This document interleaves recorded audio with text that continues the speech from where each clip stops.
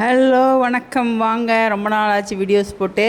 இது தக்காளி பாருங்கள், இப்படி ஒரு நாள் இப்படி பண்ணி வச்சுக்கிட்டிங்கன்னா அர்ஜென்ட்டுனா கூட இட்லி, தோசை, சப்பாத்திக்குங்க, சாதத்துக்கு பேசி சாப்பிட்டாலும் நல்லாயிருக்குது. ரொம்ப சிம்பிளாக பிகினர்ஸ் கூட பண்ணக்கூடிய இதில் தான் பண்ணியிருக்கேன். ஒன்றும் இல்லைங்க, தக்காளி கொஞ்சம் அழுகுற மாதிரி இருந்தது. சரி பண்ணியே பார்த்துடலான்ட்டு இதை பண்ணி வச்சுக்கலாம் அப்படின்ட்டு நான் அது வேஸ்ட்டாக அது இல்லைங்க. வரமிளகாய் ஒரு இந்த காஷ்மீர் சில்லி ஒரு 8ங்க, சும்மா சாதா மிளகாய் ஒரு 3, இப்போ தக்காளி ஒரு 10 போட்டுங்க. நல்லா கொதிக்கிற தண்ணியில் போட்டு ஒரு 10 நிமிஷம் கொதிக்க வச்சுட்டுங்க. அப்புறம் அதை ஆறட்டுங்க. அதுக்குள்ளே பூண்டு 4 பூண்டு சுட்டு வச்சுக்கலான்ட்டு சுட்டுட்ருக்குறேங்க கேஸ் அடுப்பில். சுட்டுட்டு பாருங்க எப்படின்னு எவ்வளோ சூப்பராக பாருங்க. இப்படி இருந்ததா சூப்பராக பூண்டு நல்லா வெந்திருக்குதுங்க. சூப்பராக இருக்குதுன்னு வருங்களேன். சுட்டு அப்படியே அது ஒரு டேஸ்ட் கொடுக்குதுன்னு வருங்களேன். முடிஞ்சால் நேரம் இருந்தால் சுடுங்க, அப்படி இல்லைன்னா வடச்சட்டியில் போட்டு கூட வறுத்துக்கோங்க. பூண்டை நல்லா வறுத்துக்கோங்க, பூண்டு வாசம் போகிற அளவுக்கு வறுத்துக்கோங்க. அப்புறம் தண்ணியில் போட்டு கொஞ்சம் எடுத்து உரிச்சோம்னா கொஞ்சம் சீக்கிரம் உரிச்சிக்கலான்னு வருங்களேன். நான் தண்ணியில் போட்டு எடுத்து உரிச்சிருக்கிறேன். அருமையாக உருவிட்டுருச்சுங்க. நல்லா சுத்தமாக அந்த கறியெல்லாம் கழுவிட்டுங்க பாருங்க. சுத்தமாக தொளிச்சு வச்சுக்கிட்டேன். அப்புறம் இதையுமே தொல்லி எடுத்துக்கலாங்க. தக்காளியை தொல்லி எடுத்து அந்த தண்ணியில் போட்டுடலாங்க. அந்த தண்ணியை ரசம் வைக்கிறதுக்கு யூஸ் பண்ணிக்கலாம். நீங்கள் வேஸ்ட் பண்ண வேண்டாங்க. இந்த தொல்லியை எடுத்து அந்த தண்ணிக்குள்ளேயே போட்டுருங்க. அப்புறம் புளி கொஞ்சம் போட்டோம்னா அப்புறம் ரசம் வச்சிட்டோம்னு வைங்க, சூப்பராக இருக்கும். அந்த ரசம் அருமையாக டேஸ்ட்டாக இருக்குங்க. பாருங்க, பூண்டு, வரமிளகாய், தக்காளிங்க, இதுதான். அப்புறம் உப்பு, மஞ்சத்தூளுங்க போட்டு அந்த பூண்டை தாளிக்கிறதுக்கு கொஞ்சம் வச்சுட்டு இதில் அரைக்கிறதுக்கு வச்சுட்டேன். இந்த தொல்லியெல்லாம் சுத்தமாக தக்காளியில் எடுத்துட்டேன். இது நீங்கள் பிகினர்ஸ் கூட பண்ணலாங்க, ரொம்ப ஈஸியாக. தக்காளியும் மிளகாயும் கொதிக்கிற தண்ணியில் போட்டு ஒரு 10 நிமிஷம் கொதிச்சதுன்னா எடுத்து அந்த தொல்லியை எடுத்து போட்டு பாருங்கள். பூண்டு போட்டுங்க, இதையும் நல்லா தொளிச்சு போட்டு உள்ளே போட்டால் அல்டிமேட்டுங்க. இட்லிக்கு சான்ஸே இல்லைங்க, சப்பாத்திக்கு, இட்லிக்கு, ரைஸ்க்கே கடைசியில் நான் அந்த குண்டாவில் எல்லாம் எடுத்துகிட்டு குண்டானில் கடைசியாக சாப்பாடு போட்டு கிளறி பார்த்துருங்க. அப்படி பிரியாணி ஊற்றி போயிருங்க. அவ்வளோ டேஸ்ட்டாக இருந்ததுங்க. சிம்பிளுங்க, அவ்வளோ இதாக இருந்ததுங்க. இது வெளியவே வச்சிங்கன்னா கூட ஒரு வருங்க. இந்த தொளி பூரா தண்ணிக்குள்ளே போட்டிருக்கிறேன். அது கூட கொஞ்சம் புளி ஊற வச்சோம்னா ரசம் தாளிச்சு விட்டுக்கலாங்க.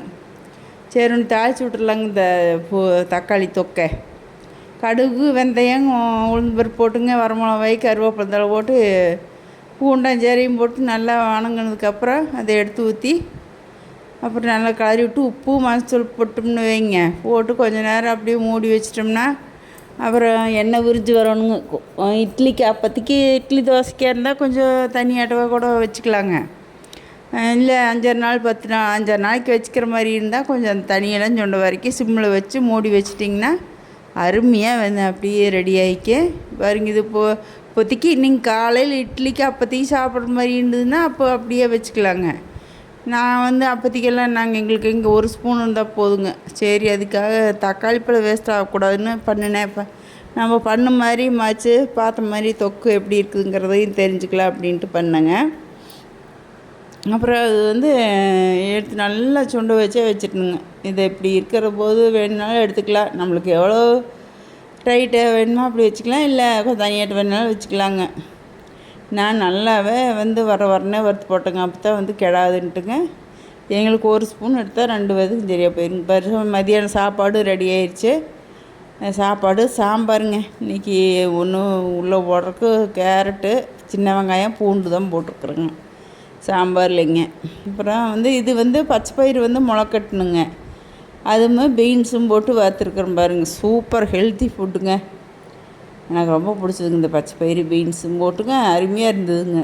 வெறும் காயவே எடுத்து சாப்பிட்லான்னு வருங்களேன், அவ்வளோ டேஸ்ட் இருந்ததுங்க அது காய். அப்புறம் ரசத்துக்கும் போட்டுக்கலாங்க. ரசம் போட்டு பேஞ்சு இந்த காயும் வச்சு தின்னுக்கலாங்க. இன்றைக்கி கெஸ்ட்டு வரேன்னாங்கன்ட்டு சரின்ட்டு பண்ணோங்க. சரிங்க, அவ்வளோதாங்க. பாருங்கள், அந்த தக்காளி தொக்கும் ரெடி ஆயிடுச்சு.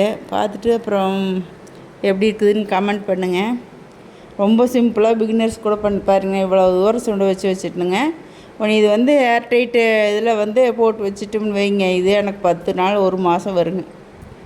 இப்போது ஏதோ சப்பாத்திக்கு ஏதோ இவங்க எங்கேயாச்சும் வெளியில் போயிட்டா நம்மளுக்கு சாப்பாடு கொஞ்சம் வச்சோம்னா இதை போட்டு கலர்னா தக்காளி சோறாட்டம் அருமையாக இருக்குங்க டேஸ்ட்டாக. அப்படி இல்லை இட்லி தோசைக்கோ சப்பாத்திக்கோ வேணாலும் ஒருத்தருக்கு என்ன பண்ணுறோம்னு இதை போட்டு தொட்டு கூட அருமையாக இருக்குங்க. சாப்பிட்டு பாருங்கள். சும்மா சிம்பிளாக இதை பண்ணுறதுன்னு பாருங்களேன். கொஞ்சம் உங்களுக்கு வெல்லம் வேணும்னா போட்டுக்குங்க. அந்த கடைசியாக சுண்டி இறக்குறோமில்ல அப்போ கொஞ்சம் போட்டுக்குங்க. இது வேறு நான் டப்பாவில் போட்டு வச்சுருக்கிறேன் பாருங்கள். அத்தனை தக்காளி போட்டு 4 டப்பா தான் வந்தது பாருங்களேன். அப்புறம் நீங்கள் வேணுன்னா போட்டுங்க, எனக்கு வேண்டான்ட்டு வச்சுட்டேன். பாய்ங்க.